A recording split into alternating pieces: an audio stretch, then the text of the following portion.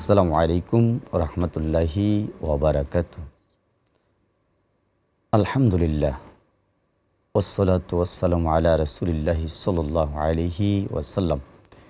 প্রিয় দর্শক, স্বাগত জানাচ্ছি গ্রিন টিভির অনন্য আয়োজন এসকিউ গ্রুপ কোরআনের আলো powered by Intech Queens Cafe. আমাদের মাঝে স্পন্সর হিসাবে যুক্ত রয়েছেন Bukhari lungi, Anas travels and tours, Sakib publications, BTS family, হিরাজিল ভিউ এবং Comilla Mohammadia model developers limited. আমরা আজ এই রমাদানুল মুবারকে খুব গুরুত্বপূর্ণ একটি বিষয় সাদাকাতুল ফিতর, এই সাদাকাতুল ফিতর নিয়ে আজ আলোচনা উপস্থাপন করার জন্য আমাদের স্টুডিওতে, গ্রিন টিভির স্টুডিওতে আমরা আমন্ত্রণ করেছি বিশিষ্ট ইসলামী চিন্তাবিদ, মুফাসসিরে কোরআন, ইসলামী তাহজিব তামাদ্দুনের আবাদভূমি, ঐতিহ্যবাহী তামিরুল মিল্লাত কামিল মাদ্রাসার অধ্যক্ষ মহোদয় ডক্টর মুফতি হিফজুর রহমান মহোদয়। আসসালামু আলাইকুম রহমতুল্লাহ। ওয়ালাইকুম আসসালাম রহমতুল্লাহি ওয়া বারাকাতুহু। শেখ, আপনি কেমন আছেন? আলহামদুলিল্লাহ, আপনি ভালো আছেন? জি আলহামদুলিল্লাহ, আমিও ভালো আছি। আল্লাহ আমাদেরকে ভালো রাখেছেন। রাসূলের প্রতি সালাম প্রেরণ করে শুরু করবেন ইনশাআল্লাহ আমাদের মূল আলোচনা।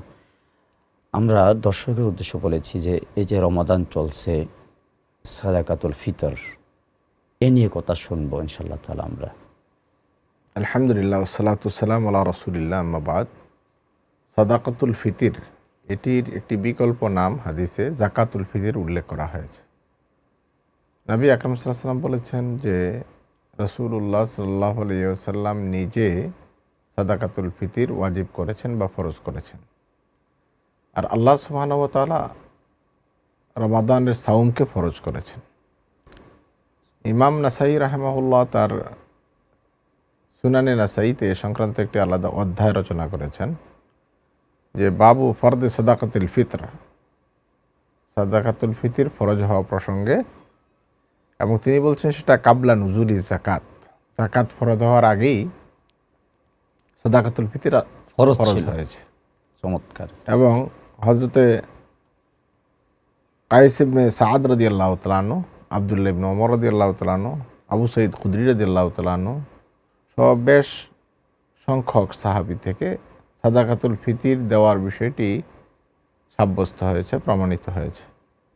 এবং আমরা যদি দেখি যে সাহাবায়ে কেরাম রাদিয়াল্লাহু তাআলা আলাইহিম আজমাইন যেমন সাদাকাতুল ফিতির আদায় করতেন, পরবর্তী সময়ে এসে তাবিন, তাবিন, এমনকি মাযহাবের ইমামগণ, কোনো মাযহাবেই কোনো ফকি এটা বলেন নাই যে সাদাকাতুল ফিতির লাগবে না, বরং সাদাকাতুল ফিতির দেওয়ার ব্যাপারে সর্বসম্মত ফকিদের অভিমত হলো এটি দিতেই হবে, এটি একটি ন্যূনতম ওয়াজিব কাজ।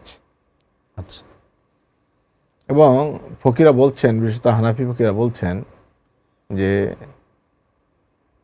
সাদাকাতুল ফিতির যারা যারা দেবে, এর মধ্যে যেই বাচ্চাটি যাদের উপর দেওয়া ওয়াজিব, এর মধ্যে যেই শিশু সন্তানটি ঈদুল ফিতরের সূর্যোদয়ের আগে জন্মগ্রহণ করলো, তাকেও সাদাকাতুল ফিতির দিতে হবে। এটি তার মানে অভিভাবক বাবা, তার পক্ষ থেকে সাদাকাতুল ফিতির আদায় করবেন।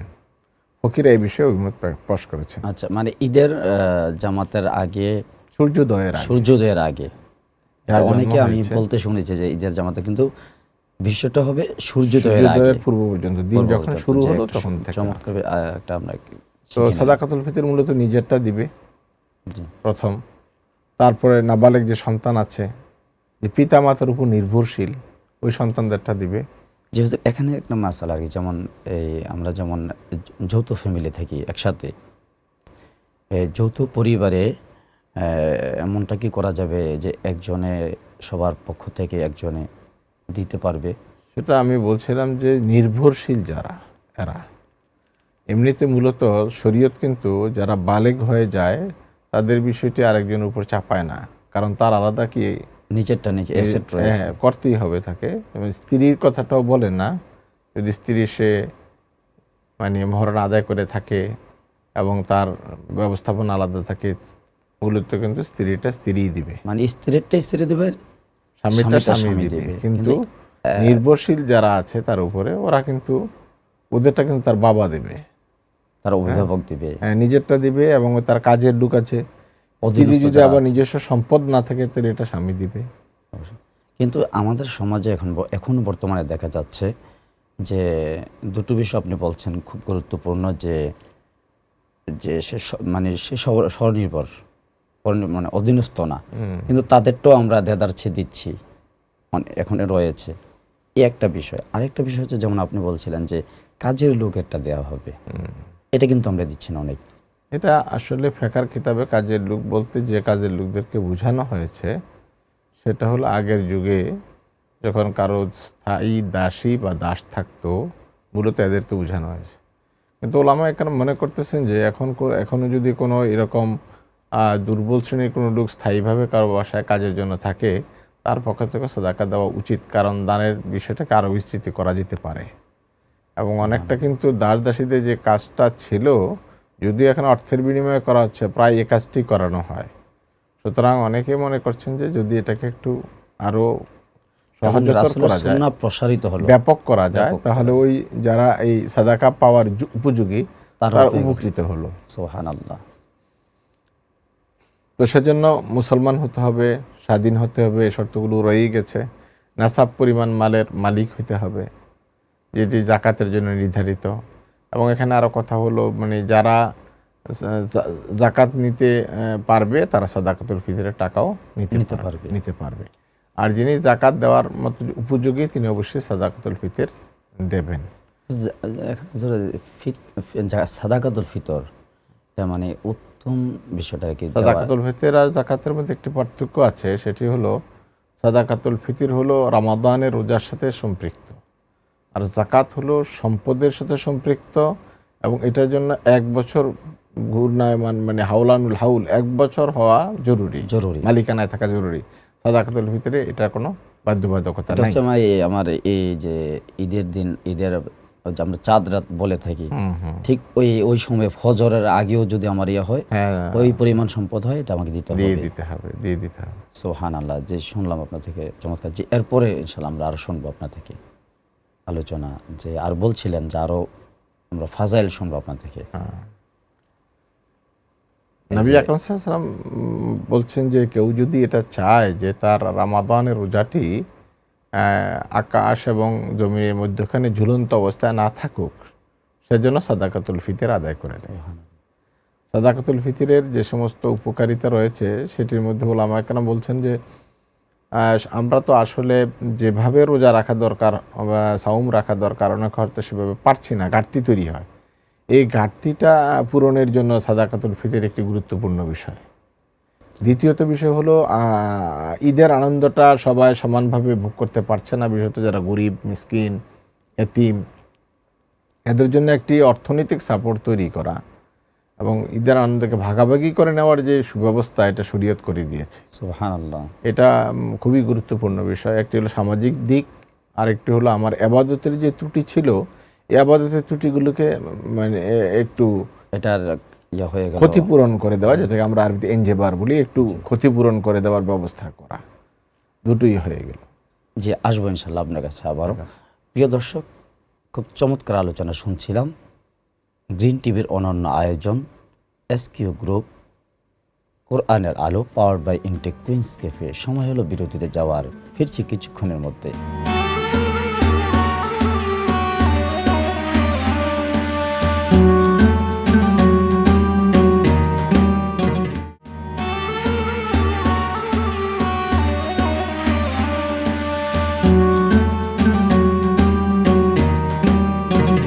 আসসালামু আলাইকুম রহমতুল্লাহ। প্রিয় দর্শক, স্বাগত জানাচ্ছি বিরতির পর আবারও আমাদের সকলের প্রিয় চ্যানেল গ্রিন টিভির অনন্য আয়োজন এসকিউ গ্রুপ নিবেদিত কোরআনের আলো, powered by Intech Queens cafe. আজ আমরা শুনছিলাম মোহতারাম মাওলানা মুফতি ডক্টর হিফজুর রহমান মহোদয়ের কাছ থেকে, যে চমৎকার আলোচনা শুনছিলাম মহোদয় আপনার কাছ থেকে সাদাকাতুল ফিতর নিয়ে। ইনশাআল্লাহ তাআলা বিরতির পর আপনাকেও স্বাগত জানিয়ে সেই পরবর্তী আলোচনা শুনতে চাই ইনশাআল্লাহ। আলহামদুলিল্লাহ। এখন বিষয় হলো যে আমরা সাদাকাতুল ফিতরটা কি দিয়ে দিব। জি, নবী করিম সাল্লাল্লাহু আলাইহি ওয়াসাল্লাম সেখানে আটা, গম, খেজুর, কিশমিশ, পনির ইত্যাদি বিষয় দিয়ে দিতে বলেছেন, অর্থাৎ সামগ্রী দিয়ে সাদাকাতুল ফিতর দেয়া। এই বিষয়টি নিয়ে বর্তমান সময়ে একটি বড় বিরোধ চলে। সেটি হলো একদল উলামা কেরাম বলছেন যে সাদাকাতুল ফিতর আদায় করতে হবে বস্তু দিয়ে, রাসূল সাল্লাল্লাহু আলাইহি ওয়াসাল্লামের যুগে যেমন ছিল সেটাই করতে আটা, হবে। খেজুর, কিশমিশ, পনির এই ধরনের যে কথা বিষয়গুলি বলা আছে, জবের কথা হাদিসে বলা জব হয়েছে। বলা আছে। তা আমাদের দেশে কেউ চালও দিতে পারে, যেহেতু আমাদের এখানে এটাই প্রধান খাদ্যদ্রব্য যেহেতু দিয়ে দেওয়ার খাদ্য কথা। দিয়ে বলা হয়েছে যেহেতু, এটা অনেক ওলামায়ে কেরাম বলছেন এবং এটা ওনারা জোর দিয়ে বলছেন যে এটা করতেই হবে। তো এটা কিন্তু এখন যে আমাদেরকে যেমন গণপ্রজাতন্ত্রী বাংলাদেশ সরকারের ধর্ম বিষয়ক মন্ত্রণালয় থেকে মন্ত্রণালয়ের মাধ্যমে ইসলামিক ফাউন্ডেশনের মাধ্যমে আমাদেরকে জাকাত বোর্ড যে আছে ওইখান থেকে নির্দেশনা দেওয়া হয় শরিয়া বোর্ড থেকে যে জাকাতের দুঃখিত আমাদের সাদাকাতুল ফিতরে যে এবছরের ফিতর 80 টাকা, যেমন এবছরের হচ্ছে 110 টাকা। এটা একটা ভালো দিক যে সরকার কর্তৃক যে নির্ধারণ করে দেওয়া হয়েছে, ঢাকা শহরের জন্য এটা নির্ধারিত। এই হিসাবটি বাইরের কোনো শহরে করলে হয়তো দ্রব্যমূল্যের কম বেশি হতে পারে। আচ্ছা আচ্ছা, তবে সাদাকা করার ক্ষেত্রে কিছু বেশিটার দিকেই মনোযোগ থাকা উচিত, কারণ এতে করে সাদাকাটাও বেশি হলো, দানের মাত্রা যত বাড়ে সওয়াবও তত বাড়বে। সেক্ষেত্রে সরকার যে নির্ধারণ করে দিয়েছে, এই নির্ধারণ সরকারের কোনো চিন্তার উপরে নয়, এটা শরীয়তের চিন্তার উপরেই হয়েছে। সেখানে বিজ্ঞ ওলামায়ে কেরাম রয়েছেন, ওনারা চিন্তা করে এই বিষয়গুলির উপরে কথা বলেছেন।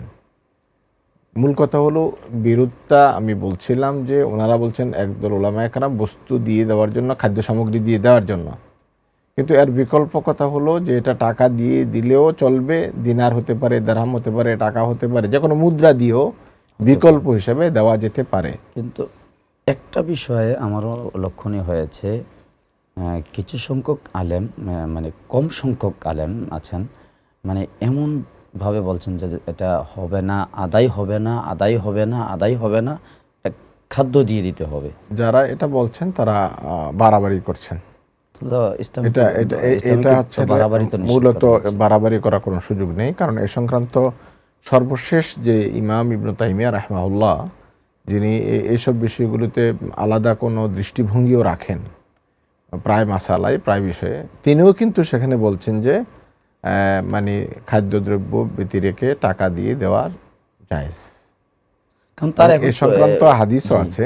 ইমাম আবু হানিফা রাহমাহুল্লাহ, ইমাম ইবনে রুশদ, বড় বড় ওলামায়ে কেরাম, ইমাম বুখারী আলাইহির রাহমা, ওনারাও কিন্তু বলেছেন যে টাকা দিয়ে যদি কেউ সাদাকাতুল ফিতর আদায় করে, সাদাকাতুল আদায় হয়ে যাবে। এখন আপনি দেখেন আমরা যেই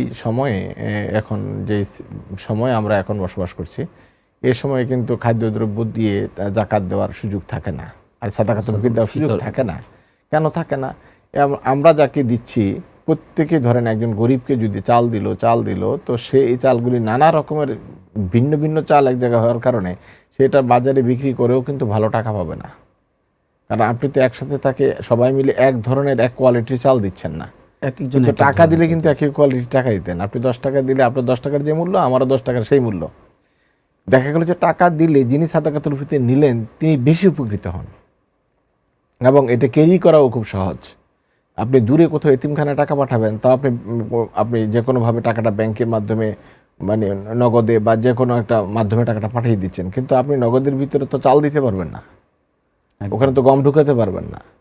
তো এই গম দিয়ে চাল দিয়ে দেওয়ার যেই কথা, এটা আসলে বাস্তবসম্মত নয়, এবং আমরা যে পরিবেশে এখন আছি এটা পরিবেশসম্মত নয়। আপনারা দেখবেন যারা বলতেছেন যে দেওয়া যাবে না, হবে না, তারাও যখন আবার মানে অ্যাড দেন সাদাকাতুল ফিতরের জন্য, তখন লিখেন যে আমার বিকাশ নম্বর এই, আমার আমাদের অ্যাকাউন্ট নম্বর এই। তো উনি যে দিলেন বিকাশ নম্বর, এই বিকাশ নম্বরে কি সাদাকার মানে টাকা ঢুকাবেন নাকি গম ঢুকাবেন? বিষয়টা এমন হয়ে গেল যে ওখানে গেলে আমি কলা খাই না, এমন একটা বিষয় কেমন একটু হয়ে গেল না?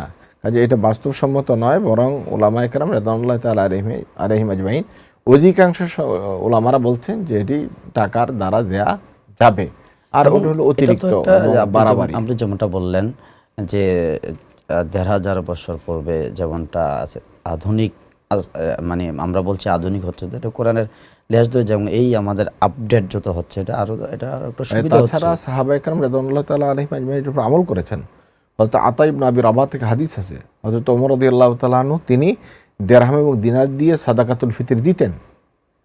ইবনু আবি সাইবাতে হাদিস আছে যে হাসান ইল বসরি রাহমাতুল্লাহ বলছেন, লা বাসা আন ইউদ্দিয়া বিদ-দিনার ওয়াদ দারাহিম, আপনি দিনার দিরহাম দিয়ে সাদাকাতুল ফিতর দেওয়াতে কোনো অসুবিধা নেই।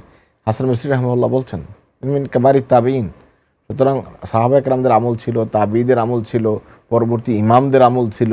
এটা হুট করে এটা বলে দেওয়া যে জায়েজ নাই এভাবে বলা, এটা অনেকটাই এটা অসুন্দর, মানে এভাবে এটা অসুন্দর এবং অযৌক্তিক, এবং এটা মানে শরীয়তের দিক থেকেও এটার কোনো ভিত্তি নেই। আপনি হয়তো বলতে পারেন এভাবে যে কেউ যদি খাদ্যদ্রব্য দিয়ে দেয় এটি রাসূলের সুন্নাহর সবচেয়ে কাছাকাছি, এভাবে বলতে পারেন। এটা বলতে পারেন না যে ওইভাবে দিলে হবেই না, এটা বলার কিন্তু কোনো সুযোগ নেই। অতটুকু বলতে পারেন যে যদি আপনি খাদ্যদ্রব্য দিয়ে দেন এটি হবে রাসূলের সুন্নতের খুবই কাছাকাছি। উদাহরণত আমি বলি যে আপনি যদি এখন মেসওয়াক করে কথা বলেন, মেসওয়াক করা সুন্নত, এই ব্যাপারে কারো কোনো মতবিরোধ নাই, বিরোধ নেই। কিন্তু মেসওয়াকটা যদি কেউ মেসওয়াকের বিকল্প হিসেবে ব্রাশ ব্যবহার করে, দাঁতের ব্রাশ ব্যবহার করে, তাহলে আপনি এটাকে কি বলবেন? এটা কি মেসওয়াক করা হলো নাকি হলো না? দাঁতের তো মেসওয়াক করা হয়ে গেল, মেসওয়াকের যে কাজটা এটা ব্রাশ কিন্তু আরো ভালোভাবে করে দিয়েছে, ফেলেছে, কিন্তু এটা শতভাগ সুন্নত হয় নাই। মেসওয়াকের সুন্নত আদায় হয়েছে, মেসওয়াক যেই বস্তু দিয়ে করা দরকার ওই সুন্নতটা আদায় হয় নাই। ওইটা কি করতে হবে? ওটা ওই যে কনিষ্ঠ আঙ্গুল পরিমাণ চিকন হতে হবে, তিক্ত ডালা হতে হবে, হ্যাঁ, এবং এটা 1 বিঘত পরিমাণ লম্বা হতে হবে। এই সবগুলো কোয়ালিটি এক জায়গায় হওয়ার পর যদি আপনি মেসওয়াক করেন, ওইটা দিয়ে মেসওয়াক করেন, তাহলে এটা শতভাগ মেসওয়াক হয়েছে। তাই বলে কিন্তু আপনি এটা বলতে পারেন না যে ব্রাশ দিয়ে মেসওয়াক করলে মেসওয়াক হবেই না, এটা বলার সুযোগ নেই। সুতরাং এই বিষয়টাকে আপনি খেয়াল করতে হবে যে টাকা দিয়ে দান করার পরে যিনি যাকে দান করলাম তিনি বেশি উপকৃত হচ্ছেন। সুতরাং এই বিষয়টি যিনি মাথায় খেয়াল রাখতে হবে, যিনি দিচ্ছেন তিনি। আপনি যদি একই কোয়ালিটি জিনিস বারবার একটা লোককে দেন, সেটা দিয়ে তার প্রয়োজন মেটাতে পারবে না। তার দরকার চিনি, আপনি দিয়ে রাখছেন আটা। এই আটা এত বেশি গরিবেরা ওই দিন পেলো যেগুলো বাজারে মূল্যও পাচ্ছে না। আপনি তার দরকার এখন আপনার সেমাই, আপনি সেমাই দিলেন না, দিলেন কতগুলো চাল। এই চালগুলি এখন সে বিক্রিও করতে পারতেছে না, তার প্রয়োজনের মিটাতে পারতেছে না। অথচ টাকাটা দিলে সে কিন্তু তার যেইভাবে দরকার, যে কাজে প্রয়োজন ব্যয় করা, মোটামুটি একটা আঞ্জাম দিতে পারতো।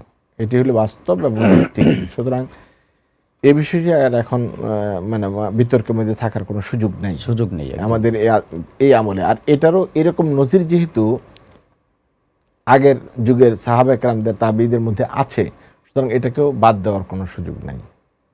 একদম, যেহেতু তাবিঈনদের মধ্যে আছে, সাহাবে আজমাইনদের রয়েছে, এবং বড় বড় মুহাদ্দিস, ইমাম বুখারীর মতো মুহাদ্দিস, তিনি এটাকে জায়েজ মনে করেছেন। ইবনে তাইমিয়া রাহিমাহুল্লাহ জায়েজ মনে করেছেন, এবং আবু হানিফা রাহিমাহুল্লাহ জায়েজ মনে করেছেন। সুতরাং হুট করে এভাবে কঠিনভাবে বলার কোনো সুযোগ নাই। একদম, জি। ইনশাআল্লাহ তাআলা আমরা আপনার কাছ থেকে আরও আলোচনা শুনবো আর অন্য কোনো বিষয়ে। তবে আপনি খুব চমৎকার আলোচনা করছিলেন। চমৎকার বলতে কি, যেটা হচ্ছে আমাদের সকলের অনেক কিছু আমরা জানতাম, এটা আমরা ভুলে গিয়েছি, অথবা জানতাম না, জেনে গিয়েছি। জাযাকাল্লাহ খাইর। আপনার জন্য অনেক অনেক শুভকামনা। আল্লাহ আপনাকে বারাকাত দান করুক। ফি আমানিল্লাহ। প্রিয় দর্শক, এতক্ষণ পর্যন্ত আমরা উপভোগ করছিলাম গ্রিন টিভির অনন্য আয়োজন SQ গ্রুপ কোরআনের আলো, powered by Intech Queens cafe. তো আজ এখানেই বিদায় নেব। ভালো থাকুন, সুস্থ থাকুন, দেখা হবে অন্য কোনো পর্বে। আসসালামু আলাইকুম ওয়া রাহমাতুল্লাহ।